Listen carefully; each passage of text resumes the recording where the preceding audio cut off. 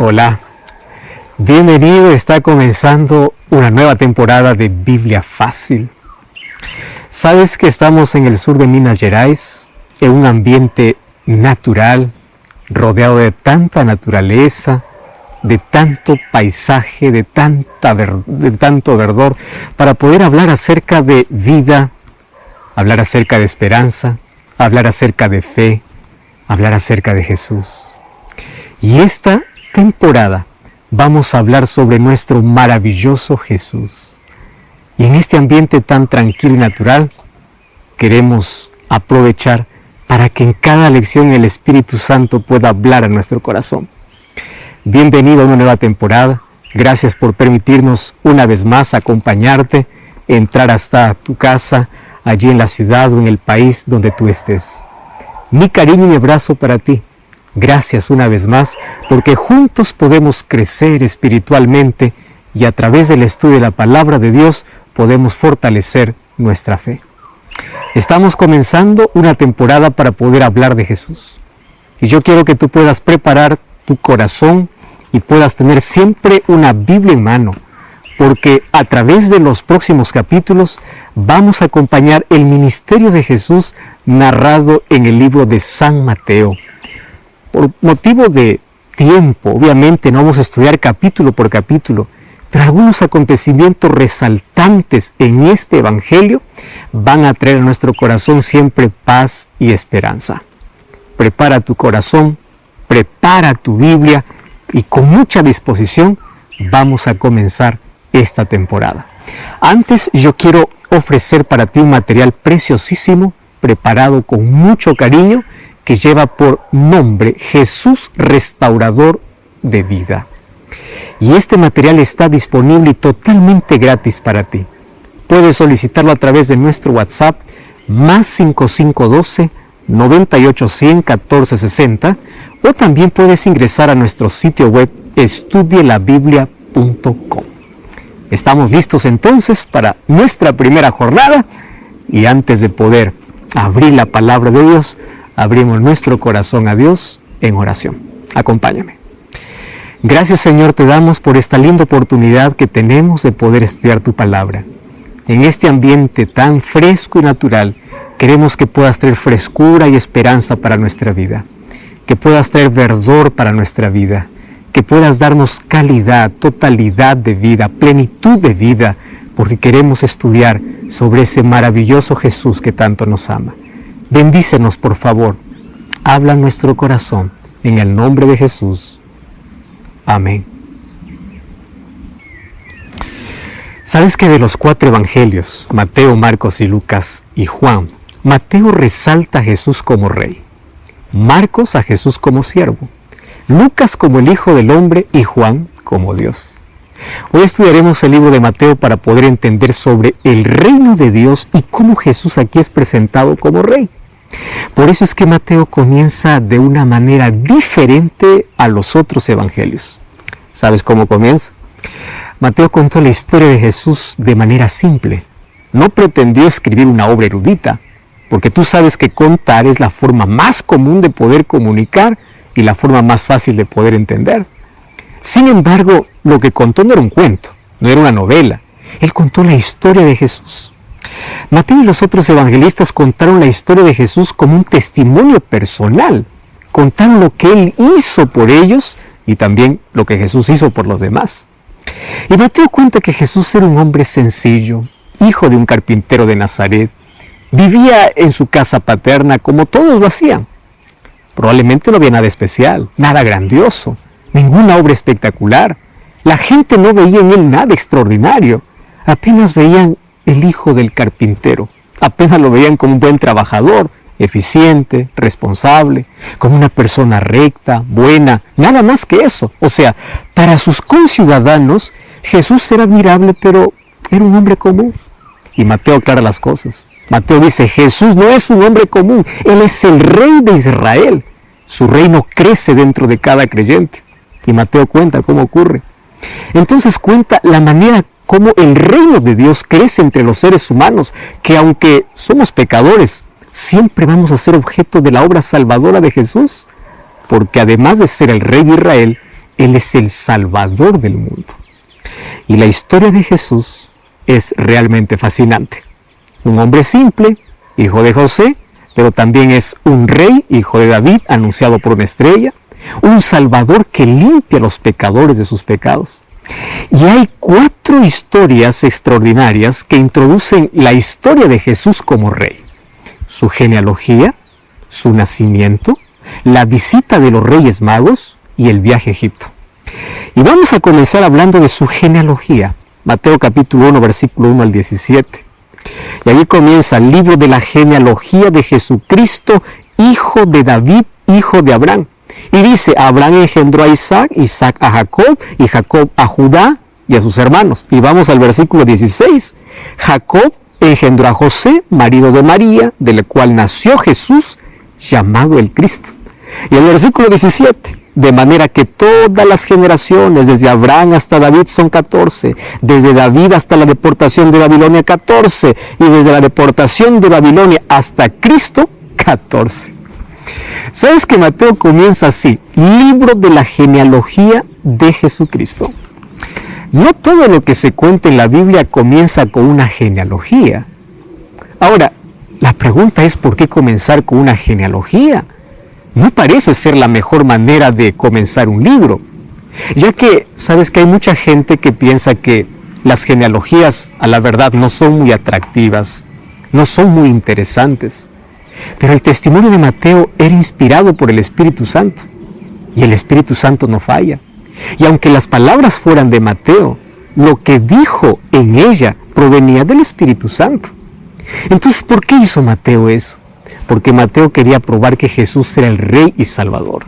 Él era el Mesías prometido por Dios a su pueblo Israel. Y no podía haber un rey sin relaciones familiares que lo hicieran descendientes de David.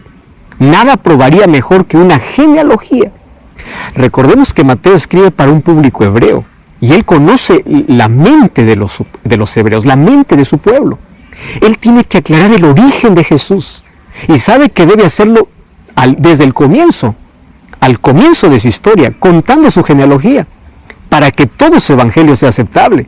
Además, la genealogía le permitirá extender la relación familiar judía de Jesús hacia una relación más universal. Por eso dice que Jesús era descendiente de Abraham, de Noé, de Israel y bueno, de la humanidad entera. Por eso es que Mateo capítulo 1 versículo 1 dice el libro de la genealogía de Jesucristo, hijo de David, hijo de Abraham, hijo de David. En Israel había una creencia que decía que el rey tendría que ser descendiente de David. Y la profecía había dado al Mesías el título de el hijo de David. David es el primer ascendiente de Jesús en la lista de Mateo. El segundo es Abraham. Y lo vincula así con el padre de la nación israelita. Por eso es hijo de Abraham.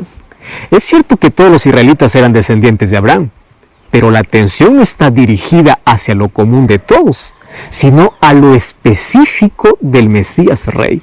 O sea, lo que nadie más tenía, lo tenía Jesús. Por eso es que es un referente histórico. Recordemos que Jesús divide la historia y es Jesús quien le da sentido a la historia. Y Mateo divide la historia de Israel en 3 periodos.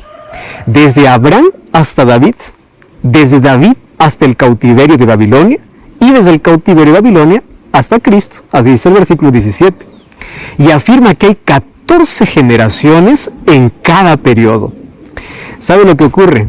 Lo que pasa es que en hebreo la suma de las consonantes que están en el nombre de David da 14. Entonces una referencia indirecta a la importancia histórica de David, posiblemente aún mayor que la de Abraham, encontramos aquí.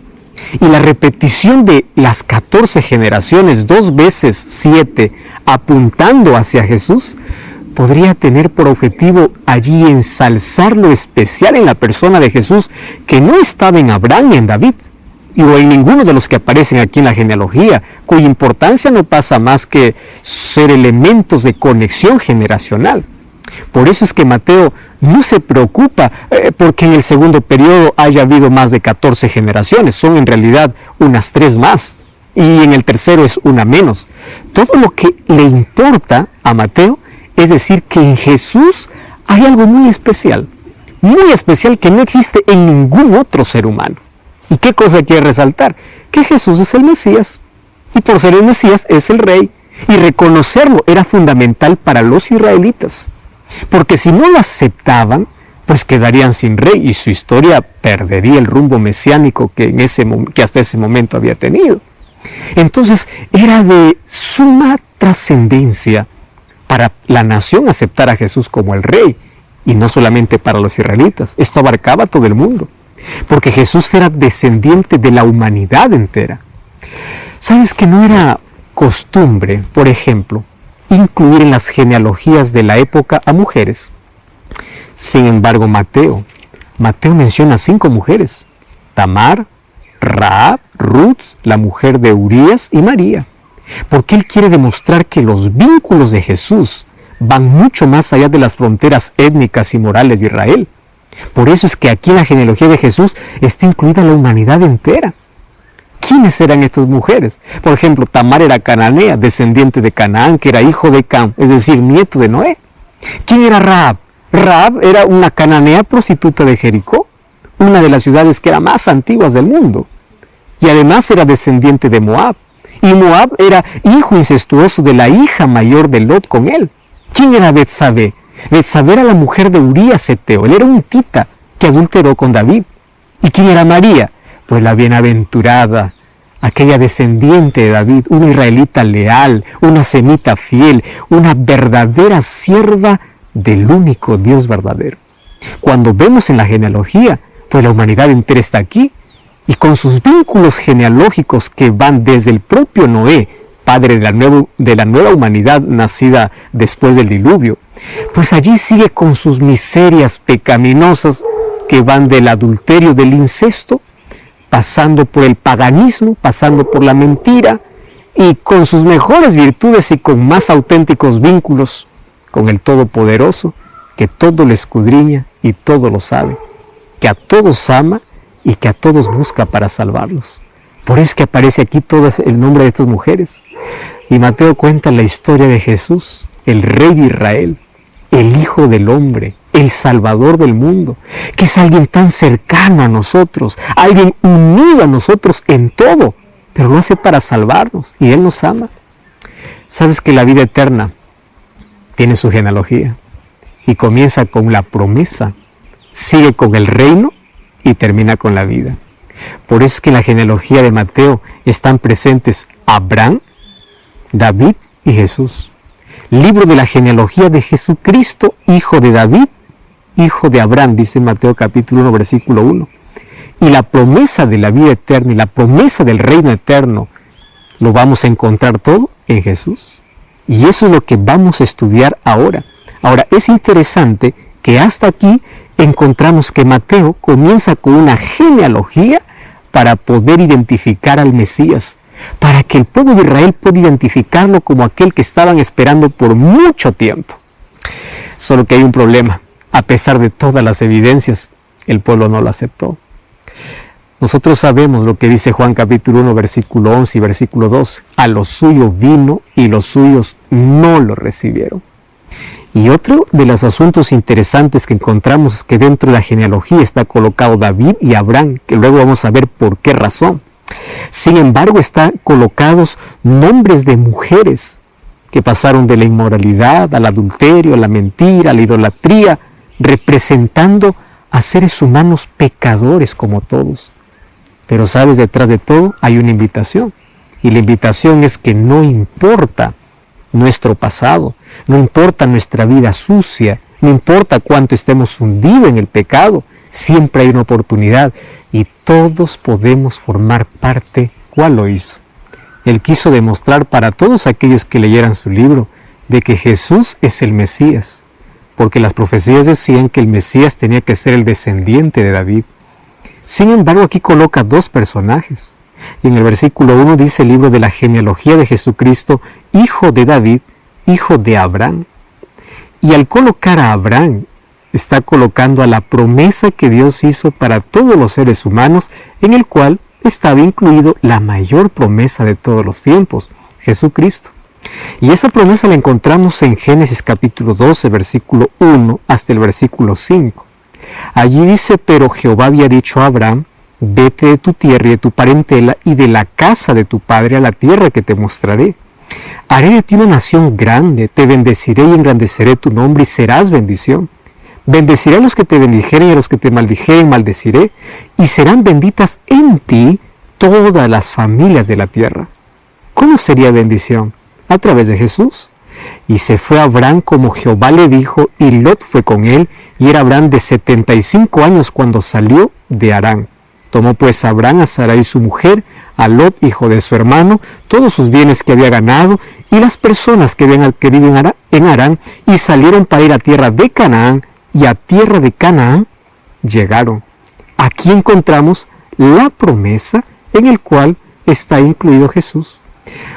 Cuando dice, en ti serán benditas todas las familias de la tierra. Por eso es que Mateo comienza a hablar de Jesús, diciendo, ese Jesucristo es la realidad de la promesa. Hijo de David, hijo de Abraham. ¿Sabes que el llamamiento de Abraham comienza en realidad con su padre Taré, que fue acompañado con su hijo Abraham, con su nuera Sara y con Lot, que era su nieto? Dice que salió de la ciudad de Ur de los Caldeos y se fue para la tierra de Canaán. Pero qué triste, porque a Canaán no llegó, solo llegó hasta la ciudad de Harán. No sabemos la razón por la cual se quedó allí. Posiblemente fue por una enfermedad, porque Abraham salió de la ciudad cuando murió su padre, dice Génesis 11, 31 y 32. Harán, sabes que era una ciudad importante en el norte de Mesopotamia, y era una ciudad de gran importancia comercial. Tenía importancia política, tenía importancia social, y yo no creo que Taré haya quedado allí por alguna de esas cosas, porque a la verdad ningún creyente detiene su marcha hacia el cumplimiento del llamado divino por aquellas distracciones, porque sabe que el llamado es superior a todo. Por eso es que Abraham no se detuvo, y Abraham continuó hasta llegar a Canaán. Y allí dice que un día Dios se mostró a Abraham mientras estaba en Harán y confirmó su llamado. Ese es el texto que leímos. Deja tu tierra, porque todavía estaba en la tierra de los caldeos, deja también la familia de tu padre y vete a la tierra que te mostraré. ¿Sabes que Abraham no conocía esa tierra y no necesitaba conocerla? Lo único que él necesitaba es creer en Dios, y eso era suficiente. Y la promesa dice, yo te bendeciré, yo te daré en abundancia todas mis bendiciones para ti. Y esa abundancia incluía que todo ser humano pudiese desear. Número 1, descendientes en forma de una gran nación, prestigio y fama ilimitada, abundancia de bienes materiales, porque tanta cantidad tenía que podía compartir con los demás, protección de todo peligro, hasta el punto de que aquellos que lo maldijeren serán malditos, y aquellos que le bendijeran recibirán bendición. Además, la más importante, y es que por medio de él, todas las familias de la tierra recibirían la mayor bendición. ¿Cuál sería? Un descendiente suyo sería el Cristo, el Salvador de toda la humanidad. Eso dice Gálatas capítulo 3, versículo 14 y versículo 16. ¿Sabes que con esa promesa Abraham salió de Harán? Porque en Harán murió su padre. Taré había quedado en el camino, porque él murió. Pero la muerte no detuvo a Abraham, así como no detiene a ningún creyente. ¿Sabes que nada detiene a un creyente? Y me impresiona la respuesta incondicional de Abraham. Un hombre sabio no discute con Dios, no cuestiona a Dios, ni siquiera duda de Dios, ni siquiera hace aquellas preguntas aclaratorias, solo obedece. Dice que salió de Ur de los Caldeos rumbo a Canaán, y a la tierra de Canaán llegó. Eso dice el versículo 5. Y allí Dios completó la promesa. Yo te daré esta tierra como descendencia. Eso lo encontramos en Génesis capítulo 12, versículo 7. Solo que la promesa hecha para Abraham también es una promesa para nosotros. ¿Sabes que la promesa de Dios a Abraham incluía todas las bendiciones? Una gran nación, un Salvador, la tierra de Canaán, y por eso se convirtió pues una promesa para todos los creyentes. Claro que la tierra prometida para nosotros ya no es la tierra de Canaán, sino es la tierra nueva. Ahora el reino es el reino de los cielos, y el Salvador, que fue una promesa para Abraham, es una realidad para nosotros en la persona de Jesús. Y la gran nación es el pueblo de Dios, es la iglesia. Y las bendiciones siguen siendo las mismas, abundantes, porque es así como da Dios. Y esas bendiciones están abiertas para nosotros que somos sus descendientes o descendientes de Abraham, por medio de la fe. Su riqueza espiritual y material aún están a disposición y están disponibles para suplir todo lo que nos falte de manera progresiva, hasta que obviamente sea nuestra posesión ilimitada y para siempre cuando Jesús regrese por segunda vez. Por eso es que Cristo es nuestra promesa, nuestra realidad y nuestra vida. Con Él nada nos falta, aunque parezca que falte todo. Con Él somos victoriosos, aunque la victoria parezca distante. Con Él somos hijos de Dios, aunque el demonio nos reclame como suyos. Con Cristo estamos seguros, aunque la inseguridad nos asalte a cada paso. Si estamos angustiados, en Él confiamos. Si estamos afligidos, caminamos con Él. Si nos sentimos perseguidos, con Cristo corremos. Si somos calumniados, nos vemos con Cristo. O sea, por Cristo vivimos y por Él morimos, decía Pablo. Porque nada nos intimida, nada nos separa, nada nos detiene. Somos libres en Cristo y de Cristo somos. Somos sus testigos, somos sus colaboradores, somos sus siervos, somos sus embajadores, somos su propiedad. Su obediencia es nuestra obediencia. Su justicia es nuestra justicia.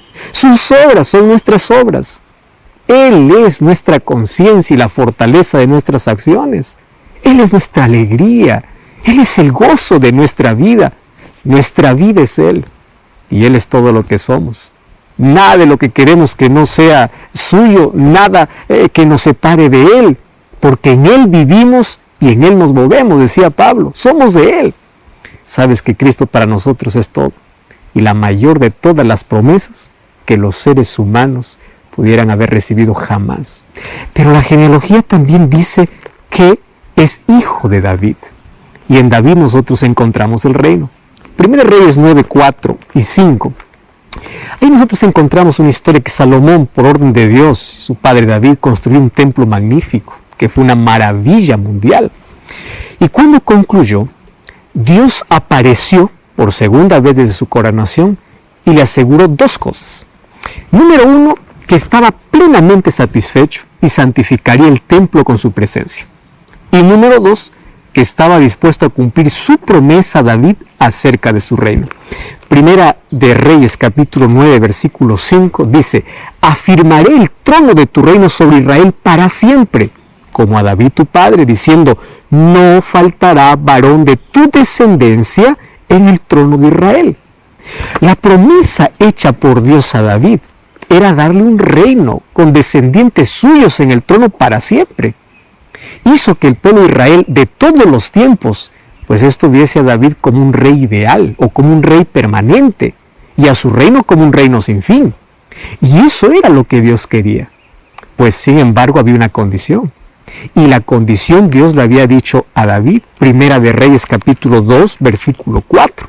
Allí le dice: si tus hijos guardan mi camino, andando delante de mí con verdad de todo corazón y de toda su alma, jamás faltará de ti un varón en el trono de Israel. Era una promesa condicional. Sin embargo, los descendientes de David no cumplieron la condición. Pero sabes, Dios la cumplió. Porque discontinuó los descendientes de David en el trono por causa de la infidelidad, y el reino dejó de existir, porque luego quedó bajo el control de Babilonia, y luego varios comenzaron a dominar ese reino. Pero cuando vino Jesús, que era descendiente de David, cumplió las condiciones de la promesa, y llegó a ser el Mesías prometido, el verdadero rey. Por eso tenía que ser descendiente de David. Y allí encontramos la promesa. En Mateo capítulo 1 dice que el ángel Gabriel se acerca a María. Y en Lucas capítulo 1 versículo 32 y 33 dice: este será grande, llamado el Altísimo, y el Señor le dará el trono de David su padre, y reinará sobre la casa de Jacob para siempre, y su reino no tendrá fin. O sea, en Cristo se cumplió la promesa. Al comenzar su ministerio público, Jesús comenzó diciendo en Mateo 4:17: arrepentíos porque el reino de los cielos se ha acercado. No era un reino territorial, era un reino de poder, que sometía inclusive a los demonios.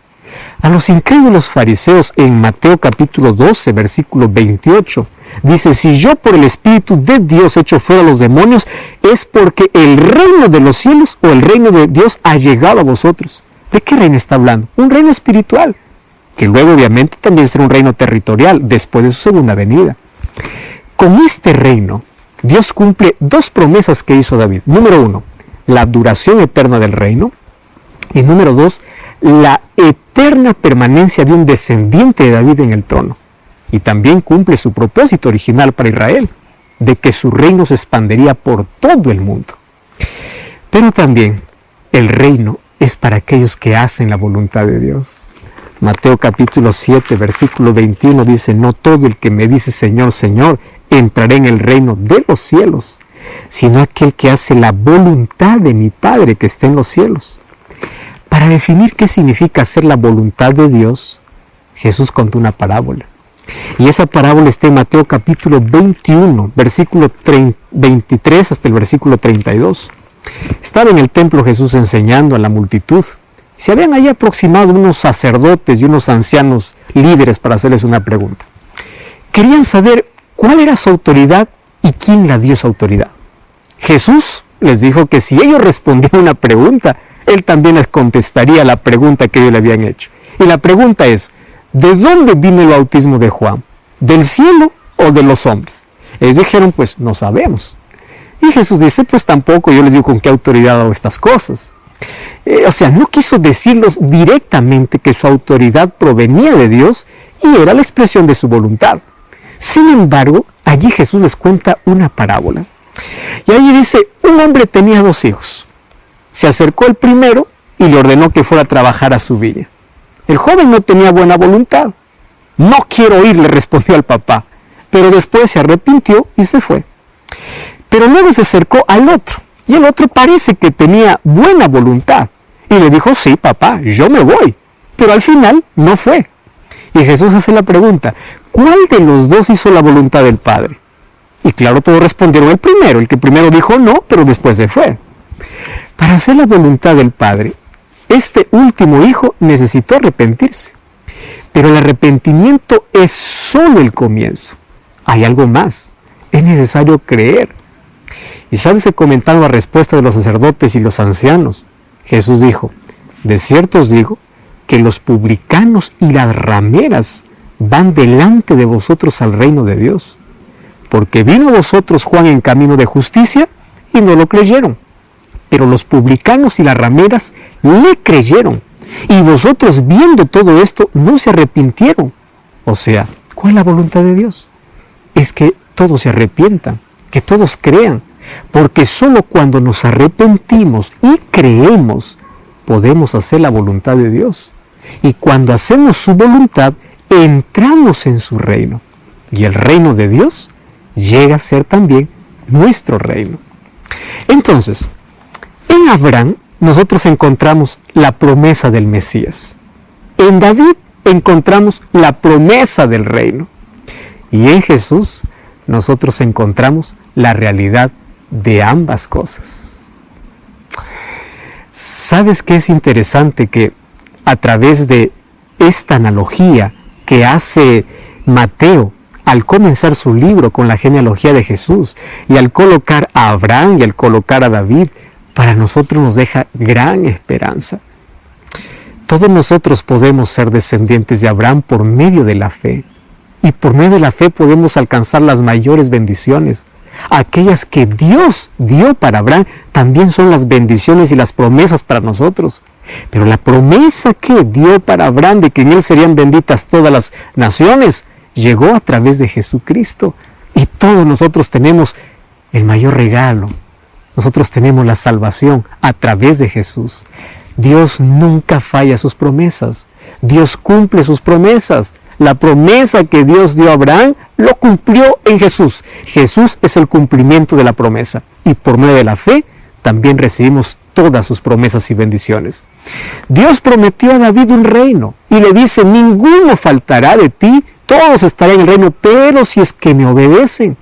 Infelizmente, pues los descendientes de David no obedecieron, se desviaron, dieron la espalda a Dios. y su reino terminó. Pero nuevamente aparece Jesús para cumplir la promesa de que el reino continuaría. Por eso es que las profecías decían que Jesús tenía que ser descendiente de David. Jesús es la realidad de ese reino. Y todos nosotros estamos invitados a formar parte de su reino. Con esto, ¿sabes qué cosa está diciendo Mateo? Señoras y señores, Jesús es el Rey. Es la promesa que dio para Abraham, el padre de la fe, y por medio de la obediencia se cumplió.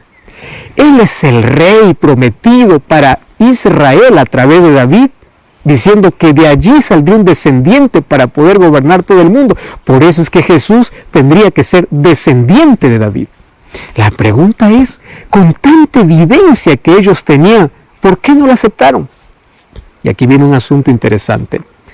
Aquel que está enceguecido dentro de sí, aquel que tiene el corazón endurecido, aun cuando vea tantas evidencias, no cree.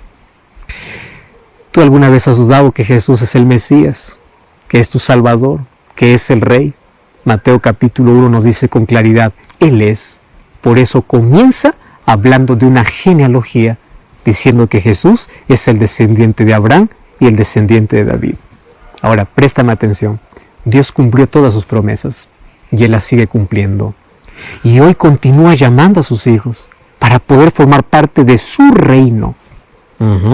Pero para formar parte de su reino tenemos que hacer su voluntad. No todo el que me dice Señor, Señor entrará en el reino de los cielos, dice Jesús, sino aquel que hiciere la voluntad de mi Padre. Y ya hemos dicho que la voluntad del Padre es que tengamos fe, es que creamos en Él. La voluntad del Padre significa arrepentirnos. Aunque al comienzo resistamos, como la parábola que Jesús contó de aquel joven que primero le dijo no, pero luego se fue, porque hubo un arrepentimiento. No importa las veces que has rechazado, has dado la espalda, has andado lejos de Dios. Hoy puedes dar un giro, y puedes dar una media vuelta, y puedes volver, y puedes decir así, yo creo en ese Jesús, y yo quiero que Él sea mi Salvador, que Él sea mi Rey. Pero ¿sabes? Hoy queremos ver que aquí dentro de la genealogía de Jesús, en Mateo capítulo 1, encontramos que en Jesús se une las dos cosas, la promesa, el reino, pero hay una cosa que falta ver, Él es la vida. Y eso quiero verlo ahora contigo. Continuando con nuestro estudio, vamos a Mateo capítulo 1, versículo 16, dice, Jacob engendró a José, marido de María, del cual nació Jesús, llamado el Cristo. ¿Sabes que Cristo en griego significa el ungido? Y lo mismo que significa Mesías en hebreo. Jesucristo es el ungido, es el Mesías. Todos los fieles de todos los tiempos sabían acerca de la llegada del Mesías. Génesis capítulo 3, versículo 15, Adán lo conocía como la simiente de la mujer. Génesis 14, 18, Abraham lo conocía como el rey de Salem o príncipe de paz. Génesis 49, 10, Jacob lo conocía como Shiloh, ante quien se congregarían todos los pueblos. Isaías 7, 14, Isaías lo conocía como el Emmanuel, admirable, consejero, Dios fuerte, Padre eterno y príncipe de paz. Jeremías 23, 5, Jeremías lo conocía como el renuevo justo de David, justicia nuestra. Daniel 9, 25, Daniel lo conocía como el Mesías príncipe. Oseas 12, 5, lo conocía como Jehová de los ejércitos. O sea, todos los profetas esperaban en Él. Nosotros no necesitamos ya mirar la promesa como ellos, con expectativa y esperanza, creyendo en que vendrá el Mesías, porque para nosotros es una realidad histórica. El Mesías ya vino, ya trajo el reino, ya dio su vida, entregó su vida y se hizo realidad, porque en Él se hicieron realidad todas las promesas. También nosotros creemos, pero no como esperando recibir, sino como ya lo hemos recibido, porque Jesús ya vino. Y la vida que nos dio estará con nosotros y es nuestra eterna posesión, porque es la vida eterna y comienza cuando creemos en Él. ¿Sabes que para ellos todo estaba en el futuro? El pasado no tenía más que la historia de la promesa. Nosotros, en cambio, tenemos en el pasado la historia de la salvación que ya se realizó. y en el futuro la continuación magnífica de un presente en Cristo con la vida, porque en Él llegamos a ser nuevas criaturas y en Él se hace realidad la vida eterna. Quiero decirte que el Evangelio no es una idea. Por eso no hay que vivirlo intelectualmente, como encadenándolo a conceptos o explicando razones. Tampoco es una emoción ni un conjunto de emociones espirituales. No es posible vivir el Evangelio en una euforia emocional, allí que nos columpie del gozo a la tristeza, de la paz a la culpa o del sueño a la ficción. El Evangelio es un modo de ser, el modo de ser de Dios, la manera de ser de Cristo. Es la misma acción del Espíritu Santo. El Evangelio es poder, no cualquier poder, es el poder de Dios para salvación. Por eso es que el Evangelio está relacionado con el amor. Ahora, porque Dios es amor, porque el Evangelio no es amor, el Evangelio habla del Dios de amor, porque el amor es Dios. Dios ama a los seres del universo que nunca pecaron y ama a los seres humanos que siempre pecaron, o sea, nosotros. Pero el poder de Dios en el Evangelio está dirigido hacia los seres pecadores. No hay Evangelio para los seres que nunca pecaron. Cuando Dios crea, dirige su poder en una función creadora para producir seres y cosas que nunca han existido. Y concentra su poder en su palabra. Él dice y se hace. Manda que algo exista y existe. Ahora fíjate, el Evangelio concentra su poder para salvación. Solamente que en este caso lo concentra en la acción. Y en lugar de decir, sea el pecador salvo y fue salvo, el pecador tiene que convertirse. Para eso hay acciones, y esas acciones Dios lo hace. Por eso es que Dios vino a este mundo, vino para salvarnos, y el ser humano tiene que aceptar ese sacrificio. El Evangelio nos dice que la salvación lo hace Dios, no el ser humano. Pero el Evangelio también es buena noticia, porque es una gran noticia saber que Dios está ejecutando nuestra salvación. ¿Y sabes qué es lo más fantástico? Es que Dios no solo hace la acción salvadora fuera de nosotros, Dios también la ejecuta dentro de nosotros. Él nos hace nuevas personas. Y esa nueva persona es aquella que acepta y vive el Evangelio. Y la pregunta es, ¿cómo se vive el Evangelio? Sencillo, como una persona nueva, una persona que actúa conducida por el poder de Dios. Dios es el que realiza nuestra salvación fuera de nosotros, o sea, en la cruz, y dentro de nosotros cuando creemos. Por eso quien cree es una nueva criatura. Creer es también una acción de Dios en nosotros, no es una mera acción nuestra. La salvación no se produce cuando una persona dice yo creo, se produce porque Dios actúa en el corazón de ella. ¿Y cuándo actúa? Cuando el ser humano no rechaza la acción divina, porque Dios es quien le da la capacidad de creer, aunque haya sido una persona incrédula. Es Dios quien lo capacita para poder vivir como una nueva persona, como un creyente lleno de poder. Por eso es que la salvación es una realidad presente, porque Cristo es plena realidad en el presente, en nuestra vida, y lo será para siempre. O sea, todo el tiempo que Dios nos da, si aceptamos a Cristo, tenemos vida eterna y plenitud de vida. Por eso es que Mateo capítulo 1 habla de la genealogía de la vida eterna. Incluye la promesa de la vida. La promesa del reino armó el plan de salvación. Y dentro del plan de salvación estaba el sacrificio de Jesús, que ya fue realizado en la cruz para poder traernos vida. Pero no concluye allí, porque Jesús continúa en el santuario celestial. ¿Y qué me llama tanto la atención de la manera como Mateo comienza su evangelio? Diciendo, en Jesús encontramos todo. En Él están las promesas realizadas, en Él está la garantía del reino, pero sobre todo es que en Él está la vida. Ahora, cuando el ser humano rechaza a Jesús, está rechazando la vida. ¿Sabes? Todos los seres humanos queremos vivir, pero no queremos vivir una vida sin sentido, una vida sin propósito, una vida sin rumbo. Lo que los seres humanos queremos es vivir una vida plena. Y esa plenitud de vida solamente la encontramos en Jesús. Sin Cristo no encontramos promesas, no encontramos un rumbo, no encontramos un destino, no encontramos un camino. Sin Cristo no tenemos esperanza. ¿Cuál es la esperanza de aquel que no conoce a Cristo? ¿En qué puede esperanzarse en el futuro? ¿Cuál es la garantía de vida? Cada día es apenas una vida de inseguridad, de incredulidad, lleno de dudas, de preguntas existenciales, lleno de cosas que hacen que la vida sea más cargada y más difícil.